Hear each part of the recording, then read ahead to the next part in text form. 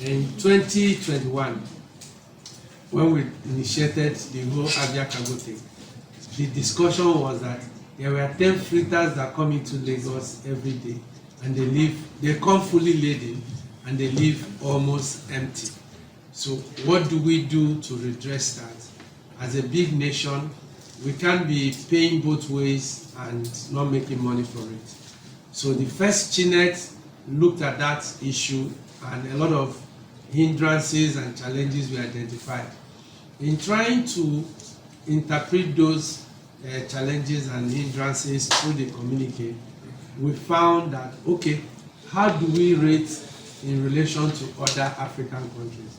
Is this a problem that is common to everybody, or is it a problem that is just Nigerian? So the next problem came up. We have the largest economy in Africa. We have the largest population in Africa.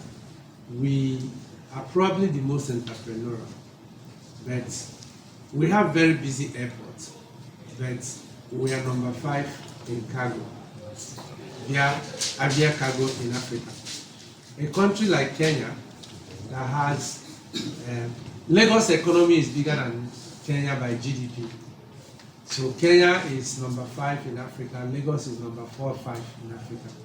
Yet, Kenya doesn't have the biggest airline, it doesn't have the biggest airport, it doesn't have the largest population, it has a small economy. Kenya is number 1 in Aviacargo, and Nigeria is number 5. So, what are we not doing right? How do we take advantage of our size of our economy? How do we take advantage of the size of our population? How do we take advantage of the size of our enterprise? There is no Kenyan in the top 10 of billionaires in Africa. We have all the rich men, but we don't do well in this. So we decided, along with FAN, that something needs to be done in the short term and in the long term to redress this issue. And the best way to go about it is to put together a committee of experts to be able to look at it, interrogate it, and provide suggestions on how this can be redressed. That's what brought about this committee. And of all the identified stakeholders, the only people that are not here now is customs.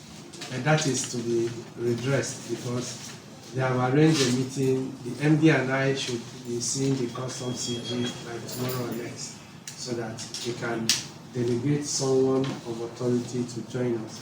NEPC, NAFDAC, NCAA, Quarantine Services, NAGAF, ANCLA, everybody that is in that ecosystem is here. And we have 3 sub-shadow committees that will have engagement with AON and with the financial community, yes, and also with the logistics people, because we found out, and we found out the gaps that we identified in trying to grow Aviacargo. Is first, the quantity of domestic cargo that goes by air is extremely small. Is very, very small. So you cannot develop an international Aviacargo business without a regional and domestic Aviacargo business. One has to supply the other. So there needs to be an engagement with AON and find out why are they not playing like other international partners of theirs. We can note that in 2022, Ethiopian Airlines had a revenue profile, 52% of their income came from cargo. So it is no more a passenger airline. It is now a cargo airline that carries passengers. But our domestic airlines are not yet playing in that space. So we need to be able to engage with them to get them involved. We also found out that there needs to be an engagement with the logistic companies. We identified that the gap we have with Aviacargo, or a lot of our exports, most of the problem lies with the logistic aspects of it.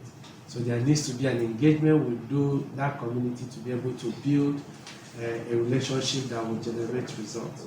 We also found the absence of real, which also came out at Chinet, financial structure. How do we grow these things? Because you need funding for everything, and we need to engage with them. Also, we will seek investment from them. If we've identified gaps of where these things need to be applied, can we get the funding? Can we source the groups that can put support in this area?